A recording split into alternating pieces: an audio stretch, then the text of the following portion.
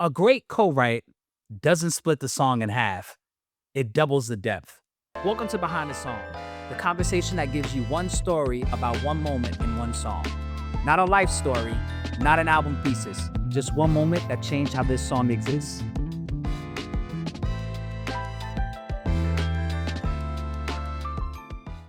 Today, I chat with my boy, DJ and EDM artist Jimmy Rock, about his song God Over Everything and how collaboration on this particular song didn't change who he was, but amplified him as an artist. First, Jimmy, thank you for joining us here on Behind the Song. Tell me, what's the one moment that this song came from? Man, I'll tell you what, brother. So I'm not one of those producers that just sit around and make beats for the sake of making beats.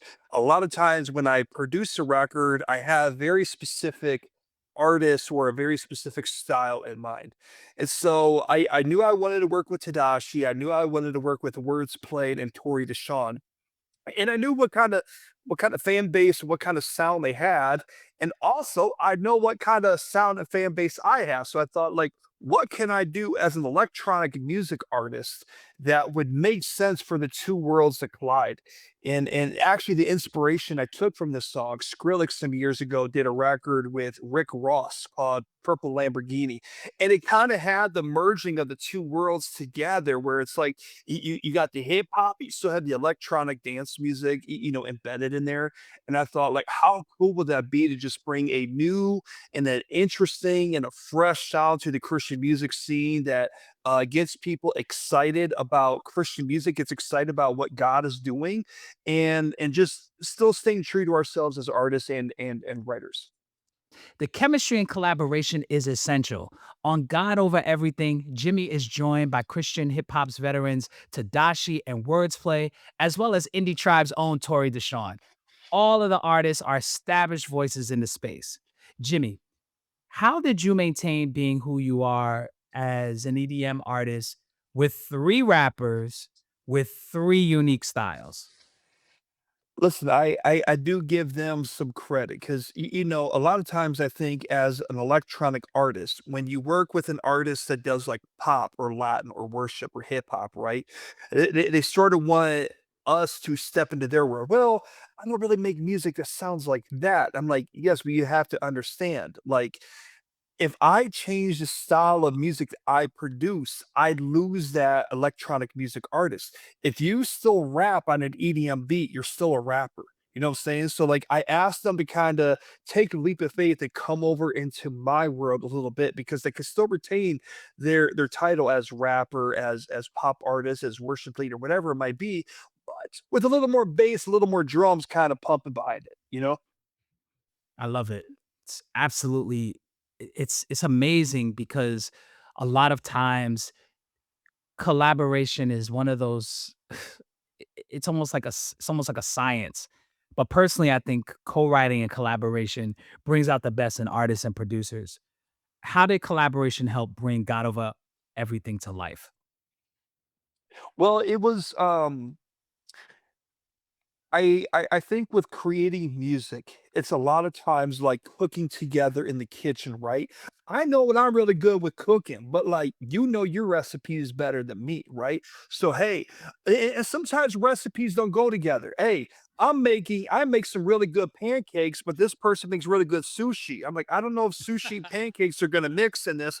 However, what's something else that we can do? Well, hey, I'm really good at barbecue. Hey, man, say less. I'm really good at like corn on the cob and some sides. Hey, those go good together. Why don't we try to do that? I know that's like a big analogy that I'm making here, but I think we kind of went into this process with that. The version of the song that you hear now is not the version we started off with. Mm. Sometimes I will still produce a record for an artist that is easier for them to write to. And then after their parts have been recorded, we kind of go back at post production. And that's where I make the music a little more aggressive because then it's not distracting to the singer while they're in the booth working on the record. But when the final product comes out, they're like, "Oh, that's not what I heard like a couple months ago when we was recording it." But that excitement comes out because now they finally get the picture of what I was trying to paint the entire time. Man. That is definitely like secret sauce because Yeah. I'm sure it takes a keen ear. It definitely takes vision to know exactly where you want to take this record. And I think that speaks volumes. But on a spiritual tip, what scripture resonates with you the most in regards to this song? I mean, there's some I feel like there's so many scriptures that talk about no gods before me, right? Like, I think it's in Isaiah, God says, I am the Lord and there is no other God besides me. You know what I mean? Mhm, And I think mhm. when we think of like in today's day and age, like now thou shalt not place no other gods before me. We're like, we're not worshiping idols, we're not doing blood sacrifices. Yeah, but you know what? Like this phone right here, this could be your God. This could be your idol. You know what I mean? Like scrolling on social media. It's just like, what are we investing our time and our energy and our thoughts into? Are we spending more time with that or are we spending more time with God? And so with God over everything, we wanted to make that a statement that like we need God and literally nothing else. God will supply all of our needs according to his riches and glory.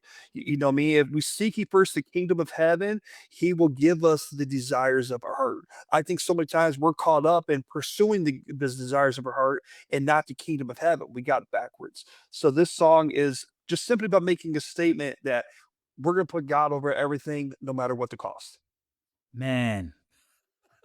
Ah. Jimmy, amazing. Thank you for that. Thank you for sharing that. Listen, you could check out God Over Everything on all streaming platforms. A song and its recording are two different things. The song is eternal. The recording is a moment in time. Understanding this changes how you make decisions. Christian R&B artist Kenneth Clark joins us next week on episode 8, The Song versus the Recording. Want to go even deeper with Behind the Song? Hit that subscribe button and check us out on High Note for the full annotated version. See you next Tuesday.